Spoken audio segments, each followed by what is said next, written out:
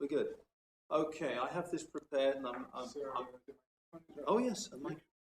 See, microphones and these things very complicated. Okay. Hello. Right. I have this prepared, and as usual, I will Is it that way or that way? That way.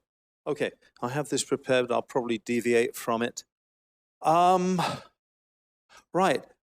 In 1997, Southeast Asia was hit by a financial tsunami.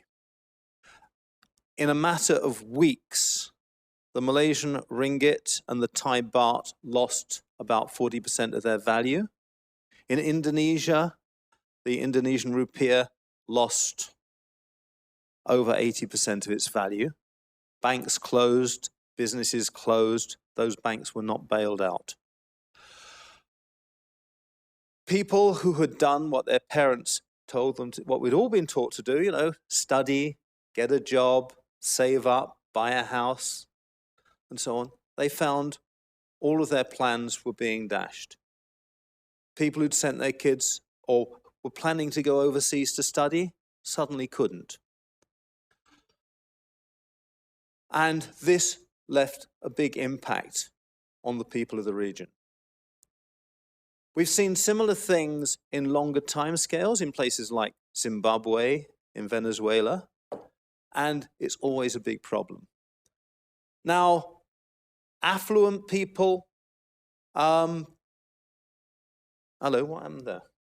Sorry, I pressed the wrong thing. Just hit the wrong button, that'll do.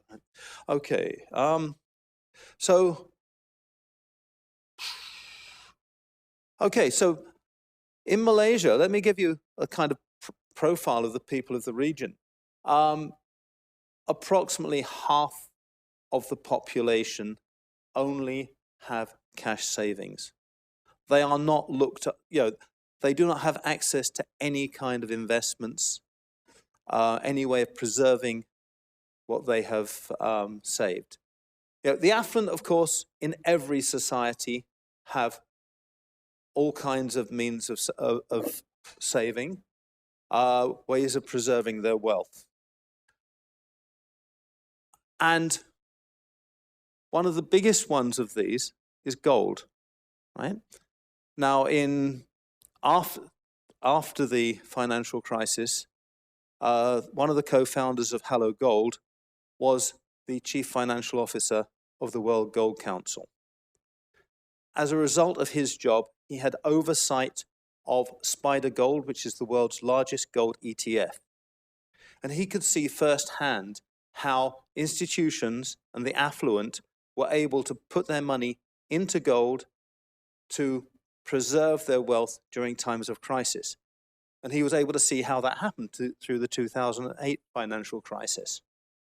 And from that, we developed the idea of bringing that down to a micro level for ordinary people to preserve the money that they have managed to earn. Pardon me. So we developed a product, and it is mainly a traditional product. It is not a huge it's not a big blockchain project. It uses banking, it uses e-wallets and things like that to allow ordinary people to buy fractionalized gold from as little as 25 cents, 1 Malaysian ringgit, or I think it's about 2,500 Thai baht. Right? The fees are very small. It's based on mobile so that it's accessible to everybody. We partner with trusted brands so that our credibility can be maintained. And with this, we are building on a range of financial services for ordinary people. Now, it's been a survey by the Malaysian National Bank very recently said that in an emergency, the average Malaysian cannot get access to even $200 US. Right? So these are the problems that we are trying to address. We have, at this point, nearly 40,000 savers who are saving with Hello Gold. Right? We have a smart saver program so that people can get into the discipline of regular savings, because it's very difficult selling financial prudence to anybody, and especially those who don't have much money. So that is background to what Hello Gold is doing. And while there is some blockchain technology in there, I'm not going to talk about that. What we also have is GoldX, which is an ERC20 based token backed by physical gold, vaulted in Singapore. The gold legally belongs to the person who owns the tokens. It's fully insured, right? Fully audited. And we launched this in 2017, and it's had exactly the amount of success that we expected, which is very little.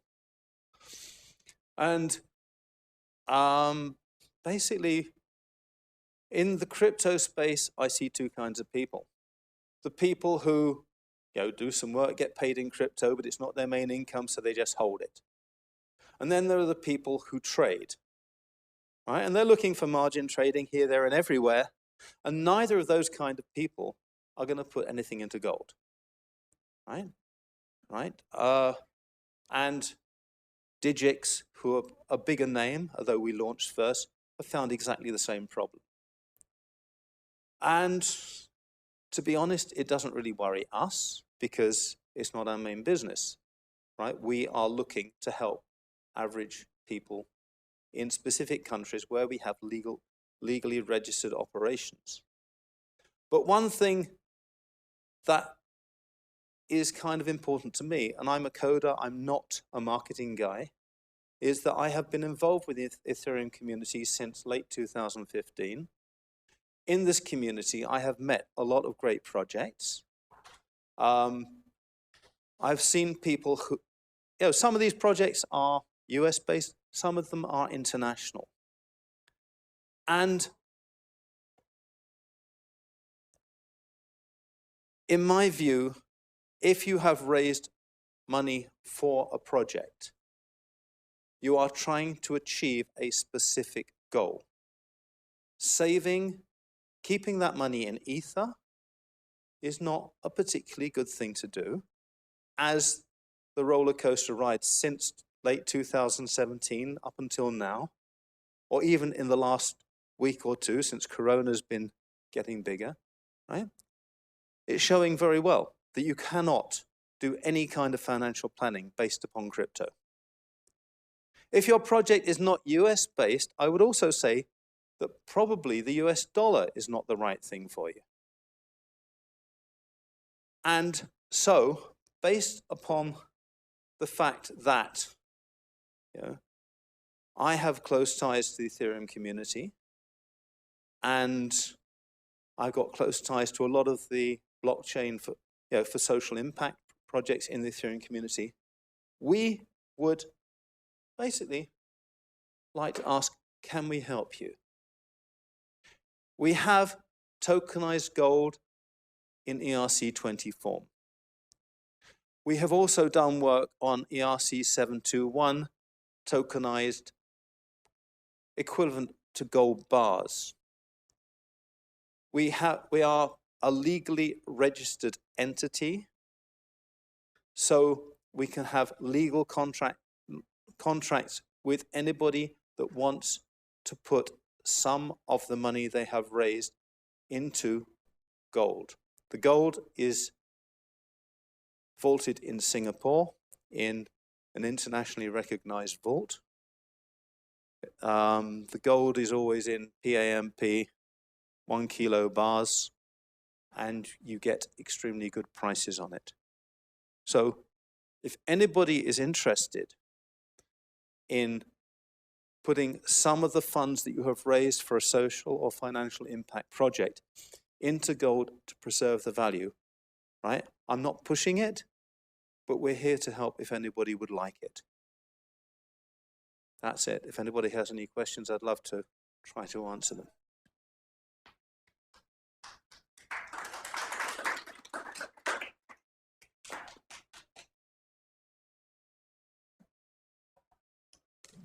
Any questions? I'll probably have my name there somewhere. Oh, there we go. That's neat. Thank you. It's more like an opinion question. Don't you see the education crypto as a community is doing towards not your keys, not your coins, posing a problem for please buy our, we promise IOU gold storage? Not really. I'm very much a pragmatist. I think that if you have launched a project to achieve a particular purpose, you use anything you can to achieve that purpose. I totally understand that point. I have been in crypto since 2014. Right? I've worked on other blockchain projects before this. I totally understand that, right?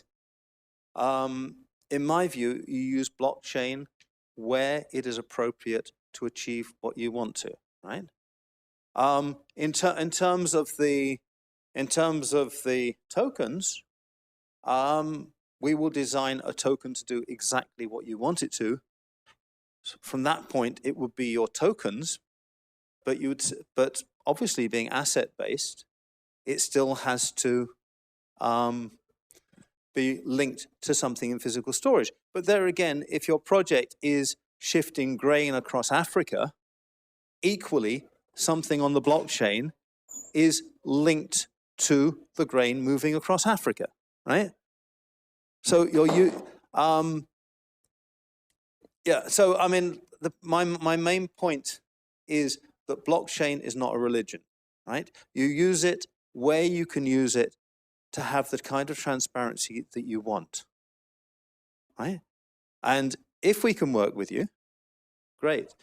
And if you feel that it's not suitable, we're equally good with that. We're just trying to offer an alternative because, in our views, these are very trying times.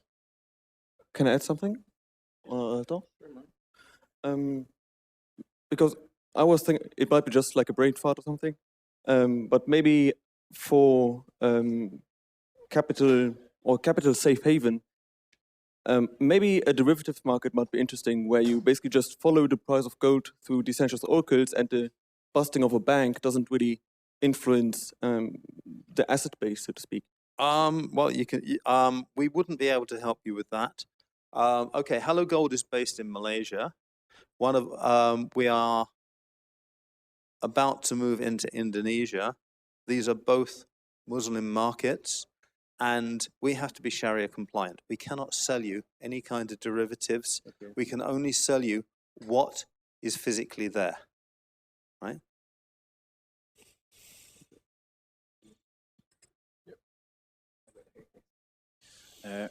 I want to know if you want to go further and maybe propose something in the real estate, or do you want to only aim gold? If you want to talk about the Hello Gold business, we already we are already planning to go beyond that to offer a wider range of financial services. Targeting the same people who do not have access, where basically the banks aren't interested in them. Real estate, yeah, possibly at some point. I believe we're already looking at insurance is one thing. There are some other financial products. If you've got something you'd like to propose to us, well, come and talk to us. Yeah, it would be my pleasure. Yeah. Anyone else? We're good. Thank you very much. Thank you.